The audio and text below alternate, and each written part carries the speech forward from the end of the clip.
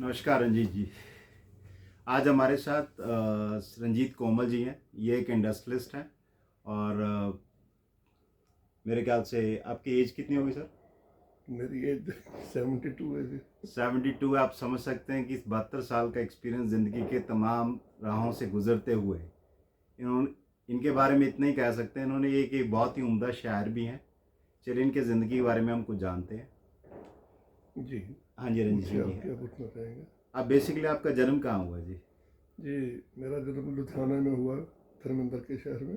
धर्मेंद्र के शहर में, बिल्कुल, बहुत खूब जी। और फिर आप पटियाला कैसे पहुंचे सर? ऐसे शर्मा जी, मेरे फादर एक गवर्नमेंट ऑफिसर थे, हम्म। तो उनकी बार बार ट्रांसफ़र होते रहते थे। ठीक तो है। हमने कई शहर देखे, लेकिन पटियाला हमें सबसे खूबसूरत और साफ़ सुथरा लगा। नंबर दो, हम अमृतसर के थे, तो जब भी पाकिस्तान से लड़ाई होती थी तो सबसे ज़्यादा खतरा अमृतसर को होता था। बिल्कुल सही है फिर जी। मेरे फादर ने सोचा भी अगर सेटल होना ही है तो बॉर्डर से ज़रा दूर सेटल हो जाए, तो इसलिए हम पटियाला सेटल हो गए। बिल्कुल, बहुत खूब जी। अच्छा, आपको शायरी का कैसे शौक पड़ा जी? शायरी का शौक़ तो ऐसे है जी, मैं तो ये मानता हूँ कि हर आदमी ही शायर होता है या हो सकता है। होता है ऐसे है, अभी जज्बात तो हर किसी के दिल में होते हैं। कोई उसको कागज़ पे उतार लेता है, लफ्ज़ों में एक माला परो लेता है तो वो एक शेर बन जाता है। कोई नहीं परो सकता तो वो नहीं शायर बनता, या वो शायरी नहीं बनती। वो शायरी नहीं बनती। बिल्कुल ठीक है जी। तो चलिए सर, कुछ कुछ सुनाइए सर हमारे दर्शकों को भी। जी हाँ, जी हाँ, बिल्कुल। बताइए सर कुछ। हाँ, टपकेगा मेरे दिल का खून, टपकेगा मेरे दिल का खून। निचोड़ कर तो देखिए अपने दामन को, अच्छा, निचोड़ कर देखिए अपने दामन को। फिर से हरे होंगे जिगर के फिर जख्म, से। आने तो दीजिए ज़रा सावन को। क्या बात है जी, क्या बात है, बहुत खूब, बहुत खूब जी।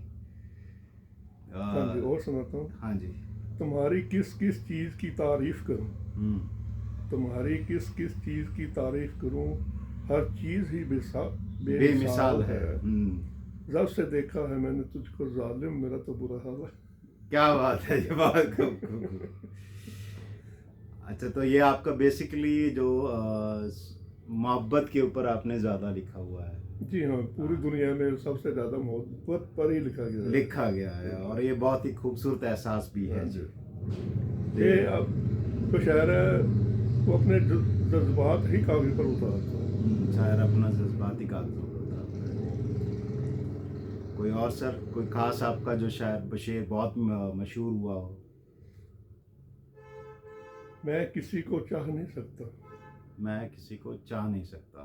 मैं किसी को चाह नहीं सकता, चाह कर भी मैं उसे पा नहीं सकता। गिर गया हूँ खुद खुद की नज़रों में, खुद को खुद की नज़रों में उठा नहीं सकता। क्या बात है जी, एक बहुत और खूब। सुनाता हूँ। हम्म। मोहब्बत में हम्म। मोहब्बत की, हम्म। मोहब्बत में मोहब्बत बत- की, हर रस्म निभाई है मैंने। मोहब्बत में मोहब्बत की हर रस्म निभाई है मैंने।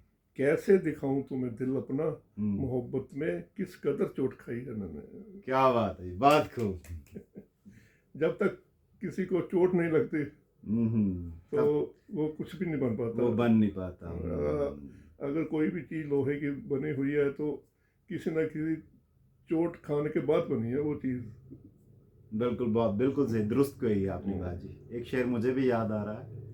क्या पूछता है तू मेरी बर्बादियों का हाल, थोड़ी सी जमी खाक हवा में उड़ा के तो देख।